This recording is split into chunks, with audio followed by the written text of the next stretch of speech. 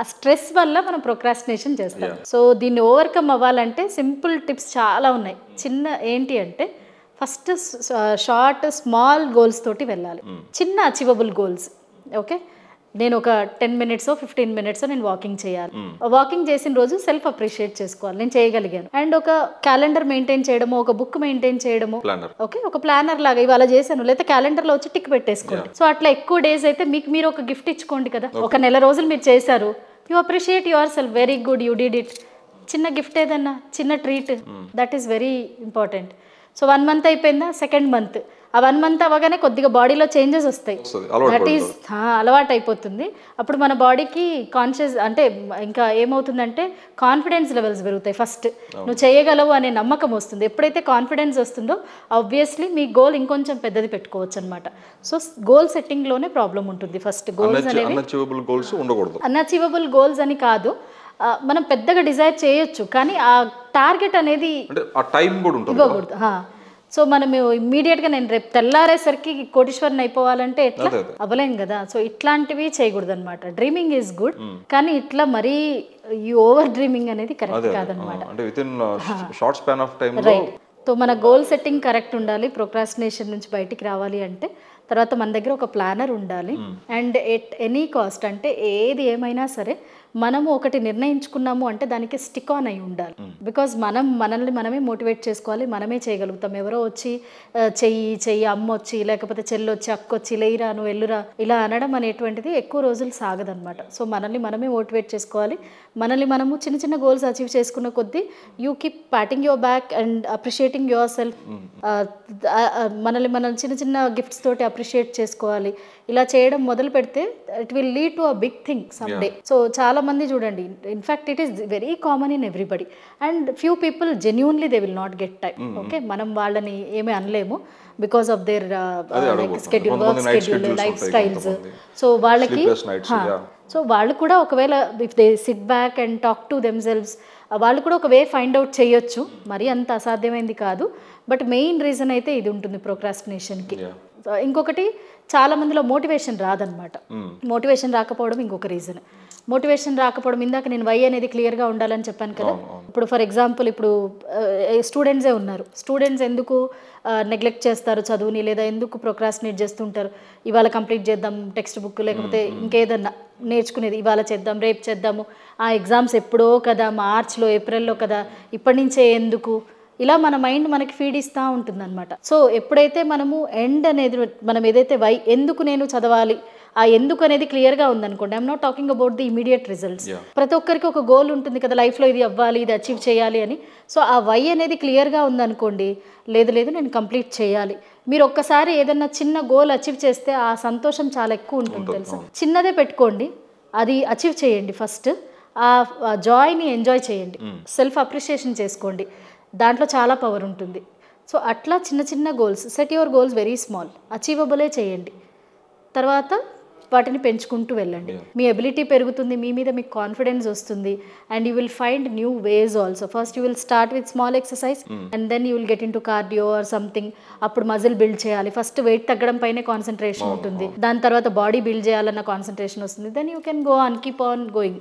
So ఇలా చిన్నదే పెద్దదానికి లీడ్ అవుతుంది. ప్రొక్రాస్టినేషన్ మేజర్లీ ఎఫెక్ట్ అయ్యేది స్టూడెంట్స్ లో చూస్తుంటాం మనం. ఎందుకంటే మీరు మన లాస్ట్ టైం ఆడుకున్నట్టు కూడా the end of the day 365 days లో మనకి లాస్ట్ ఫైనల్ ఎగ్జామ్స్ ఎప్పుడైతే ఉంటాయో ఆ ఒక్క ఓవర్ నైట్ చదివేసి ఎగ్జామ్కి వెళ్ళిపోవాలని ఆలోచన కొంతమంది ఉంటారు. ఆ 365 days వేస్ట్ చేసి లాస్ట్ ఎక్కువ ప్రెషర్ ఇచ్చేసి ఆ రోజు చదివేసి ఓవర్ నైట్ చదివేసి ఎగ్జామ్స్కి అటెండ్ అవుతుంటారు కొంతమంది. సో అది కూడా చాలా ఇంపాక్ట్ ఉంటుంది కదా. అంటే ఆ లేజినెస్ కావచ్చు, ఎనీ రీజన్స్. ఇప్పుడు మీకు అకాడమిక్ షెడ్యూల్ ఇవ్వడమే, మీరు మాక్ ఎగ్జామ్స్ కానీ, మనకి quarterly exams, half yearly exams ఇలా చాలా ఉంటాయి. సో వాటిని చాలా లైట్ తీసుకున్నట్టు మీరు చెప్పినట్టు, లాస్ట్ ఓన్లీ ఫైనల్ ఎగ్జామ్ మాత్రం ఇంపార్టెంట్ అన్నట్టు ఫీల్ అవుతుంటారు. సో అవి చిన్న చిన్న జాగ్రత్తలు ఎట్లా తీసుకుంటే ఆ ప్రెషర్ తగ్గుతుంది మనకి, ఆ ప్రొక్రాస్టినేషన్ మనం. చాలా మంచి యూస్ఫుల్ క్వశ్చన్ మీరు అడిగింది. సో ఇది చెయ్యాలి అంటే ఇది ఒక్కరి వల్ల అయ్యేది కాదు.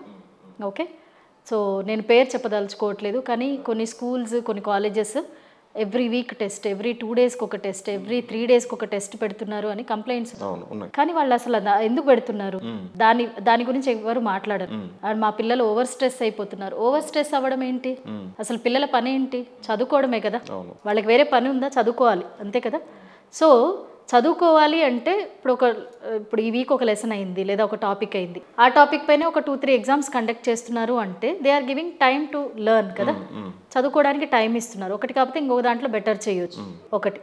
రెండవది, అసలు ఈ ఎగ్జామ్స్ ఇప్పుడే ప్రిపేర్ అవ్వలేని వాళ్ళు, ఒక లెసన్ ప్రిపేర్ అవ్వలేని వాళ్ళు రేపు ఫైనల్ ఎగ్జామ్లో టెక్స్ట్ బుక్ మొత్తం ఎట్లా ప్రిపేర్ అవుతారు. ఇదే స్ట్రెస్ అంటే అది ఎంత పెద్ద స్ట్రెస్ మాట్లాడేది. ఇంకొకటి వీళ్ళు ఏం చేస్తారంటే పేరెంట్స్ గ్రూప్స్ ఒకటి క్రియేట్ చేసుకొని, లేకపోతే మదర్స్ అందరూ ఒక గ్రూప్, చాలా కష్టపెడుతున్నారండి పిల్లల ముందే చాలా కష్టపెట్టేస్తున్నారు. అసలు ఎవ్రీడే ఒక ఎగ్జామ్. ఆ పిల్లలు ఏంటి, ఆల్రెడీ వాళ్ళు ఎగ్గొట్టాలన్న మూడ్లో ఉన్నారు.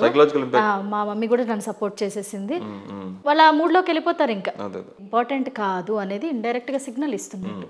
అలా కాదు కదా. ఇప్పుడు ఈ పిల్లల్ని ఇమ్మీడియట్గా ఇన్ఫ్లుయెన్స్ చేసేది ఎవరు, పేరెంట్స్.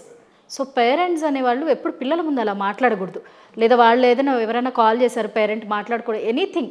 నేను ఇది ఫలానా అని చెప్పట్లేదు, ఏదైనా సరే పిల్లల ముందు మాట్లాడడం, negative positive anything is not correct. తర్వాత డిస్కస్ చేసుకోండి పిల్లలు లేనప్పుడు. ఓకే, అది జెన్యూన్గానే ప్రాబ్లమాటిక్గా ఉంటే మేనేజ్మెంట్తో మాట్లాడండి. They can do something right, they can help you out. Okay, ఇప్పుడు ఒక సిస్టంలో ఒకటి చేస్తున్నారు అంటే అక్కడ ఎంతమంది ప్యానెల్ మెంబర్స్ కూర్చొని అది డిసైడ్ చేసి ఉంటారు. ఒక మనిషి చేసింది కాదు కదా, డెఫినెట్లీ దాని వెనక ఏదో రీజన్ ఉంటుంది. ఓకే, సో అది మనం ఫస్ట్ అర్థం చేసుకోవాలి. మనం చేయలేక ఎదుటి వాళ్ళని నిందించడం కరెక్ట్ కాదు, ఇదొకటి. ఓకే, నెక్స్ట్ పిల్లల్లో ఈ మెంటాలిటీ రావడానికి ఒక రకంగా పేరెంట్స్ అని చెప్పాను కదా. Next peer influence. Peer influence అంటే ఇప్పుడు వీడు మంచి పిల్లాడే, వాడికి ఉన్న ఫ్రెండ్స్ అరే ఏం చదువుతావురా ఊరికే రా మనం అక్కడికి వెళ్దాం, ఈ మూవీకి వెళ్దాం, ఇటు వెళ్దాము, ఈ ఇన్ఫ్లుయెన్స్ కూడా ఉంటుంది. ఓకే, సో మరి ఫ్రెండ్స్ లేకుండా పెంచాలా, ఫ్రెండ్స్ దగ్గరికి వెళ్ళనివ్వకూడదా అంటే నేను అలా చెప్పట్లేదు. ఫ్రెండ్స్ ఉండాలి, కానీ ఎవరితో ఎంతవరకు మాట్లాడాలి, ఎంతలో ఉంచాలి అనేది మనం పిల్లలకి నేర్పించుకోగలగాలి. పిల్లలకి ఆ ఇంపార్టెన్స్ అనేది, ఎవరికి ఇంపార్టెన్స్ ఇవ్వాలి, ఎంత ఇవ్వాలి అనేది నేర్పించగలిగితే, ఇది చిన్నప్పటి నుంచి నేర్పించాల్సిన విషయం. ఓకే, అది చెప్పగలిగినప్పుడు మనం చెప్పక్కర్లేదు వీటితో మాట్లాడద్దు, వాళ్ళే సెన్స్ చేసి అవాయిడ్ చేయడం నేర్చుకుంటారు. Okay, peer influence. ఇంకొకటి, ఇది ఒప్పుకున్నా ఒప్పుకోకపోయినా నిజం, మేనేజ్మెంట్ వాళ్ళు ఇంత మంచి సిస్టమ్ క్రియేట్ చేశారు, అంతా బాగానే ఉంది. What about appreciation part? ఇప్పుడు ఒక మోటివేషన్ రావాలి అంటే అప్రిసియేషన్ అనేది ఉండాలి కదా. Of course I'm not talking about everybody. కొన్ని స్కూల్స్ చేస్తారు, కొన్ని కాలేజెస్ చేస్తున్నారు, బట్ అది ఇంకా కొంచెం అంటే విజిబుల్గా ఉంటే చాలా బాగుంటుంది. ఇప్పుడు చూడండి, ఫర్ ఎగ్జాంపుల్ ఎప్పుడు చదవని పిల్లాడికి ఈసారి చదవాలనిపించింది, 10/10 వచ్చినాయి, వాడిని క్లాస్లో నిల్చోబెట్టి క్లాప్స్ కొట్టించడమో, చిన్నది ఏదన్నా ఇవ్వడమో, బోర్డు పైన నేమ్ రాసినప్పుడు that is a kind of motivation, appreciation, recognition. ఆ రికగ్నిషన్ కోసం అన్న నెక్స్ట్ ఎగ్జామ్ చదువుతాడా లేదా చెప్పండి. ఇది ఇప్పుడు ఎందుకు తగ్గింది అంటారు అంటే, మేము చదువుకునేటప్పుడు ఇట్లాంటివి ఉండేటివి జనరల్గా, కొన్ని స్కూల్స్లో మీరు అన్నట్టు ఉండేటివి. అంటే చిన్న అప్రిషియేషన్స్ వల్ల it will boost their confidence కదా. Definitely. See who are we today is because of our teachers. ఎందుకు అంటే ప్రతి ఒక్కరి లైఫ్లో ఒక మోటివేటర్ ఉంటారు, ఒక టీచర్ ఉంటారు. మనం ఎంత పెద్దగా అయిపోయినా, ఎంత ఏజ్ అయిపోయినా ఒక టీచర్ని గుర్తు చేసుకుంటే, కళ్ళు మూసుకుంటే మనకు వాళ్ళు గుర్తొస్తారు. ద వర్డ్స్ దే సెడ్, వాళ్ళు ఏం టీచ్ చేశారో మనకు గుర్తుండదు, కానీ వాళ్ళు ఏం చేశారు, మనకేం చెప్పారు, ఎలా మోటివేట్ చేశారు. టీచర్ ఉద్దేశం ఒకటే ఉంటుందండి, పిల్లాడి భవిష్యత్తు బాగుండాలి. Okay, sometimes they will be harsh ఉన్నంత మాత్రాన వాళ్ళు చెడు చేస్తున్నట్టు కాదు కదా. అదే ఎగ్జాక్ట్ అకాడమిక్ సిలబస్ లో నుంచి చెప్పక్కర్లేదు, వాళ్ళు ఎనీథింగ్ ఏదైనా. సో మంచి చెడు చెప్పడము, తల్లి తండ్రి, మనకి శ్లోకం కూడా ఉంది కదా, గురు బ్రహ్మ, గురు విష్ణు, గురుదేవో మహేష్. అంటే గురువుకే ప్రథమ స్థానం, కానీ అన్ఫార్చునేట్లీ ఇప్పుడు అది లేదు. Like some times I feel very bad అనమాట. ఎందుకు అంటే మీరు ఒక బాధ్యతగా మాకు అప్పచెప్పినప్పుడు తల్లిదండ్రికి ఎంత బాధ్యత ఉందో మనకు కూడా అంతే ఉంటుంది. అంటే అలా ఓన్ చేసుకొని చెప్పే టీచర్స్ ఇప్పుడు తగ్గిపోతున్నారు, ఎందుకంటే వాళ్ళకి వాల్యూ ఉండట్లేదు. So let us not get in to that. Okay, so ఇప్పుడు ఏమైపోతుంది అంటే, ఎప్పుడైతే అప్రిసియేషన్ అనేది దొరకట్లేదో ఆ చైల్డ్ మోటివేట్ అవ్వట్లేదు. అఫ్ కోర్స్ ఇప్పుడున్న జనరేషన్కి వాళ్ళకి ఎలా అంటే ఆ థర్స్ట్ ఎక్కువ ఉంది. అంటే మనకు చిన్నప్పుడు సంవత్సరానికి ఒక కప్పు వచ్చినా చాలా ఎగిరి గంతులేసి ఆనందపడేవాళ్ళం. ఇప్పుడు ప్రతి దాంట్లో అప్రిసియేషన్ కావాలి. మీకు విషయం తెలుసా, ఇప్పుడు చిన్న పని పెద్ద పని చేసినా, అమ్మ నువ్వు నన్ను మెచ్చుకోలేదు, నేను ఇది చేశాను, నువ్వు నన్ను రికగ్నైజ్ చేయలేదు. మనం చిన్నప్పుడు ఎప్పుడన్నా అడిగామా అసలు, అమ్మ నాన్నని ఏ రోజన్నా అడిగామా, నువ్వు నన్ను మెచ్చుకోలేదు, నన్ను గుర్తించలేదని. ఇప్పుడు పిల్లలకి ఆ థర్స్ట్ ఎక్కువ అయిపోయింది. అంటే ఆ రికగ్నిషన్ అనేది ఎక్కువైపోయింది అందరికీ, అది కావాలి అని. సో ఇట్లాంటి టైంలోనే మేనేజ్మెంట్ వాళ్ళు చిన్న సలహా ఇది. So when they start recognizing, ఒక లైక్ హాల్ ఆఫ్ ఫేమ్ లాగా ఒక బోర్డు ఉండాలి, లేకపోతే అచీవర్స్ బోర్డ్ లాగా నేమ్ డిస్ప్లే అయింది, క్లాప్స్ కొట్టారు లేదా రికగ్నైజ్ చేశారు, చిన్న చిన్నవే, పెద్ద ఖర్చు లేనివి ఇవన్నీ. సో ఇలాంటివి చేసినప్పుడు ఏమవుతుందంటే ఆటోమేటిక్గా చిల్డ్రన్లో అంటే వాళ్ళకి ఈ కాంపిటేటివ్ స్పిరిట్ అనేది ఇంప్రూవ్ అవుతుంది, మోటివేషన్ వస్తుంది. అండ్ మనమేమి వాళ్ళని బలవంతంగా చెప్పక్కర్లేదు, వాళ్ళే చదువుతారు, వాళ్ళే చేస్తారు. సో ఈ ప్రొక్రాస్టినేషన్ అనేది ప్రోక్రాస్టినేషన్ కూడా తగ్గుతుంది డెఫినెట్గా. 100% ఒకేసారి తగ్గకపోవచ్చు కానీ డెఫినెట్గా తగ్గుతుంది. ఎందుకంటే ఇప్పుడు మనం వీడు అసలు ఎందుకు పనికిరాడు, ఏమి చదవడు అన్న వాళ్ళల్లో, ఎందుకంటే చదువు, education is a part of learning, it's not complete learning. I would always say improve your skill set, that will feed you throughout the life. మీ స్కిల్ సెట్ ఇంప్రూవ్ చేసుకోవడం చాలా చాలా ఇంపార్టెంట్ అనమాట. సో అసలు వీడి చదువు రాదు, వీడు అన్నిట్లో ఫెయిల్, ఏమీ రాదనుకున్న వాళ్ళు పెద్ద పెద్ద కోటీశ్వర్లు అయిన వాళ్ళు ఉన్నారు స్కిల్ సెట్ తోటి. సో ఈవెన్ ఈ ఇన్స్టిట్యూషన్స్ ఆ స్కిల్ బేస్డ్ ఎడ్యుకేషన్ ఇవ్వడము, ఆ స్కిల్స్ని ఐడెంటిఫై చేయడము. చదువులో రాలేదు, అఫ్ కోర్స్ సమ్ అదర్ స్కిల్లో బెటర్గా ఉన్నాడు కదా, why don't you motivate in that way or appreciate in that way. So that will give a lot of boost. ఎందుకంటే నెక్స్ట్ జనరేషన్ వాళ్ళే కదా. సో వాళ్ళని ఎప్పుడైతే మనం అట్లా బూస్ట్ చేస్తామో డెఫినెట్గా ప్రోక్రాస్టినేషన్ అనే వర్డ్ కూడా ఉండదు మేబీ కొన్ని రోజుల తర్వాత. అండ్ ఫర్ పర్టికులర్లీ లైక్ ఎవరైతే ఎక్కువ టైం ఉంటుంది కదా, వాళ్ళు ఎక్కువ ప్రోక్రాస్టినేట్ చేస్తారనమాట. అంటే టైం ఎవరికైతే తక్కువ ఉంటుందో వాళ్ళు ఆర్గనైజ్డ్గా చేసుకుంటూ వెళ్ళిపోతారు, ఎవరి దగ్గర అయితే చాలా టైం ఉంటుందో వాళ్ళు ప్రోక్రాస్టినేట్ చేసుకుంటూ వెళ్ళిపోతారు, because they doesn't know how to organize the time. So నేను చెప్పేది ఏంటి అంటే this is only one life, very valuable. Every day is important, every minute is important. You cannot get back the time which has gone. So మనం ఉన్న టైంని at least ఇప్పటిదాకా చేసాం, it's okay, no problem. Don't curse yourself. And ఇంకొకటి forgiveness అనేది చాలా చాలా important. మనం ఏదైనా చేసాము అంటే, ఇప్పుడు ఏదైనా మర్చిపోయామంటే చాలామంది వాళ్ళని నిందించుకుంటుంటారు, చేశాను ఇప్పటిదాకా, తప్పు చేశాను ఇప్పటిదాకా, నేను అది చేయలేదు, అలా చేసి ఉండాల్సిందే. Stop doing that. Forgive your self. మిమ్మల్ని మీరు క్షమించుకోండి.